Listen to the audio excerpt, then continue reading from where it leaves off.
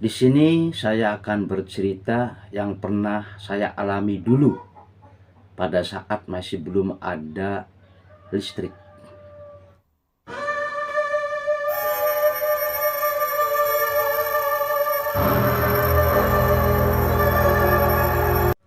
Oke, Assalamualaikum warahmatullahi wabarakatuh. Salam sejahtera buat semuanya. Jumpa lagi di channel Kang Hasan Santoso. Semoga teman-teman semua diberikan kesehatan, rezeki yang melimpah serta berkah. Di sini saya akan bercerita itu terkait balas batu. Nah, pada saat itu belum ada listrik, ya, di kampung saya belum ada listrik. Tepatnya di Cirebon, di Kabupaten Cirebon Timur. Ya. Waktu itu saya dengan teman-teman saya biasa kalau ada layar tancap itu biasanya nonton rombongan dengan beberapa teman. Ya, gagal sekali. Biasanya kalau mau berangkat nonton tuh pakai wangi-wangian Spalding, biar wangi. Ya, kalau zaman dulu tuh. Terus rambutnya pakai lavender. Nggak tahu kalau sekarang masih ada nggak ya?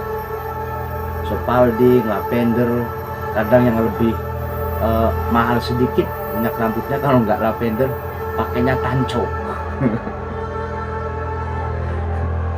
Itu rombongan dengan teman-teman saya, dan makanan yang paling istimewa dan merasa itu makanan katakanlah kelas elit itu mie ayam. Biasanya beli mie ayam itu, waduh, rasanya tuh ya jiwa mudanya tumbuh itu waktu itu. Jadi pada saat itu pengen nonton layar tancap. Kalau di kita itu dulu setiap kali hajatan ada saja yang nanggap layar tancap. Itu biasanya tempatnya di lapangan ataupun di jalan, ya. Itu sudah menjadi kebiasaan di daerah saya. Tapi waktu itu posisinya jauh. Kalau saya posisinya itu kalau di kampungnya itu di wilayah timur. Wilayah timur dekat dengan Laut Utara, Penggarman. Cuman hajatannya adanya di Kulon Kidul. Jadi sebelah barat tapi ke selatan, menyeberang jalan raya. Nah, jalannya lumayan jauh, kurang lebih ada 2 km lebih lah kalau dari tempat saya. Dulu mah walaupun jauh dan bahkan tetangga desa nonton layar tancap ataupun sandiwara lah misalkan, itu dikejar itu teman-teman yang lain tuh. Kalau yang memang suka nonton. Nah, pada saat nonton itu ya biasa bareng teman-teman, rombongan. Tapi kita rombongannya ya 5 orangan lah. Tapi pas pada waktu pulang itu banyakan karena dengan rombongan lain. Biasanya kalau pulang itu ya jam 3 sampai menjelang subuh itu kadang. Sampai menjelang subuh. Itu kejadiannya pas pada saat pulangnya. Memang kalau dari sisi perjalanan itu karena masih belum ada listrik sepanjang jalan bilang. Nah, cuman posisi panas sepatu itu muncul yang besarnya itu seperti genjering kalau di kita. Itu seperti genjering apa buat tabok-tabok itu rebanaan itu kejadiannya di posisinya itu di daerah hutan. Jadi kalau pas pada saat kita berangkat mau nonton layar tancap, posisi hutan itu beradanya di sebelah kanan, berarti di sebelah utara. Cuman jalannya itu jalan nikung sih, jalan nikung. Setelah itu nanti kita nyebrang jalan raya, karena posisi layar tancapnya adanya di seberang jalan raya. Nah, kalau posisi pulang, posisi hutan itu ya Di situ tuh banyak pepohonan bambu dan lain sebagainya. Pohonnya besar-besar. Di daerah saya itu tuh memang terkenal angker di situ. Nah, pada saat pulang rombongan kita dan dengan rombongan lain melihat dari kejauhan itu di tengah-tengah hutan itu ada bola api. Awalnya kecil itu bola api itu kecil, kemudian ada yang melihat dan ada yang tidak,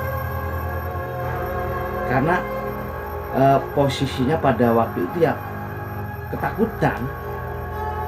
ketakutan sehingga mungkin karena rasa takut itu ada, itu api semakin besar di posisi di dalam hutan itu. Mungkin ada yang melihat dan ada yang tidak melihat, karena pas pada waktu itu saya melihat dari kejauhan dari jalan, karena posisinya sangat gelap.